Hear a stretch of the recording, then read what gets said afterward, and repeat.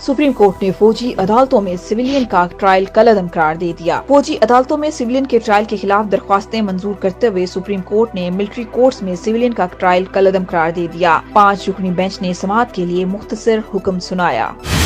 साबिक secretary doctor Mahmoodul Hasan राजा स्पुर्द खाक मरहूम की नमाज जनाजा सिकंदर हयात स्पोर्ट्स स्टेडियम में अदा की गई। नमाज जनाजा इज्तिमा से साबिक वजीर आजम पाकिस्तान शाहिद खाकान अब्बासी, साबिक वजीर आजम आजाद कश्मीर अब्दुल कयूम नियाजी, साबिक सीनियर वजीर व सदर पाकिस्तान पीपल्स पार्टी आजाद कश्मीर चौधरी मोहम्मद यासीन, साबिक स्पीकर व सदर मुस्लिम लीग नून आजाद कश्मीर शाह गुलाम कादिर, साबिक वज़रा चौधरी तारिक फारूक, राजा नसीर अहमद खान, अहमद रजा कादरी, मेंबर कश्मीर कौंसिल मलिक मोहम्मद हनीफ, साबिक सेक्रेटरी राजा मोहम्मद इरशाद, साबिक उम्मीदवारान assembly Raja Mohammad Riyasat, Raja Mushtaq, DG Malik Mohammad Zulfiqar, Waleed Inqalabi, Asghar Qureshi, doctor Mohammad Nasrullah, Rashid Bania के अलावा दीगर मुकर्रीन ने भी खिताब किया। मुकर्रीन ने secretary retired doctor Mahmoodul Hasan Raja मरहूम की खिदमात को खिराजे अकीदत पेश किया और उनकी बतौर सेक्रेटरी आजाद कश्मीर खिदमात को सराहा। मुकर्रीन ने मरहूम की अचानक वफात को बड़ा सानिया करार दिया।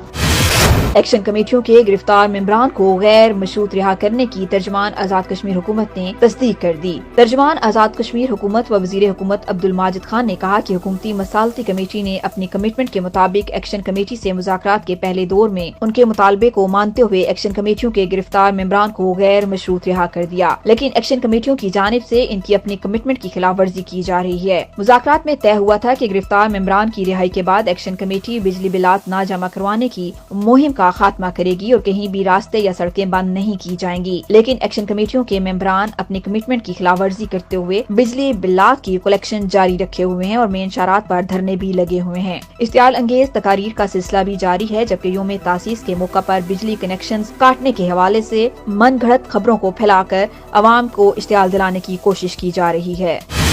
गजा पर इसराइल के हमले जारी, मजीद 27 फिलिस्तीनी जामे शहादत नोश कर गए। फिलिस्तीनी वजारत खारजा ने बताया है कि इसराइली जंगी त्यारों के गजा पर ताज़ा हमलों में 27 फिलिस्तीनी शहीद और दर्जनों जख्मी हुए हैं। शुमाली गजा में 2 अलग इसराइली हमलों में 17 अफराद शहीद और दर्जनों जख्मी हुए। काम ने बताया कि एक हमला जबालिया में एक घर पर हुआ, जबकि दूसरे हमले में अल-फलूगा मोहल्ले में एक अपार्टमेंट को निशाना बनाया गया।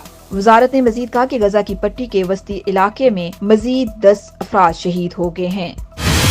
खिलाड़ियों के लिए बुरी खबर, साइफर केस में इमरान खान और शाह महमूद कुरैशी पर फर्द जुर्म आयद। ऑफिशियल सीक्रेट एक्ट के तहत खुसूसी अदालत के जज अबुल हस्ताद जुल्करनैन ने अरियाला जेल में साइफर केस की समाअत की।